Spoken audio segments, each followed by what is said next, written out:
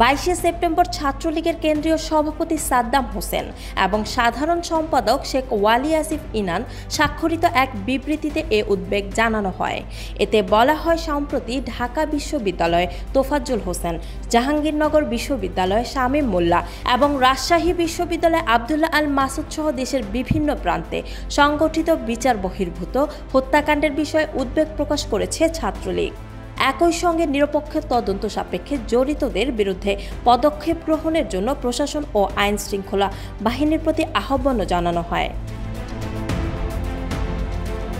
গত 18 সেপ্টেম্বর ঢাকা বিশ্ববিদ্যালয় ও জাহাঙ্গীরনগর বিশ্ববিদ্যালয় দুজনকে পিটিয়ে হত্যার ঘটনা ঘটে।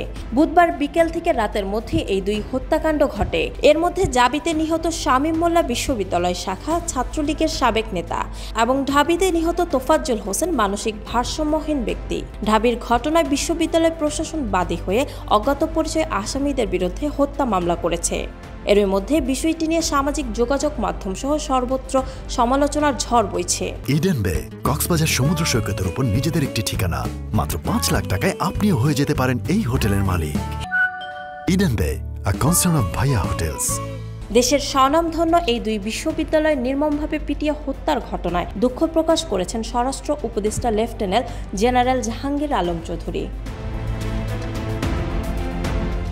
এদিকে 7 সেপ্টেম্বর বৈষম্য বিরোধী ছাত্র আন্দোলন চলাকালে ছাত্র জনতার উপরে হামলার অভিযোগে গণপিটুনির শিকার হওয়া সাবেক ছাত্রলীগ নেতা আব্দুল্লাহ আল মাসুদ মারা গেছেন।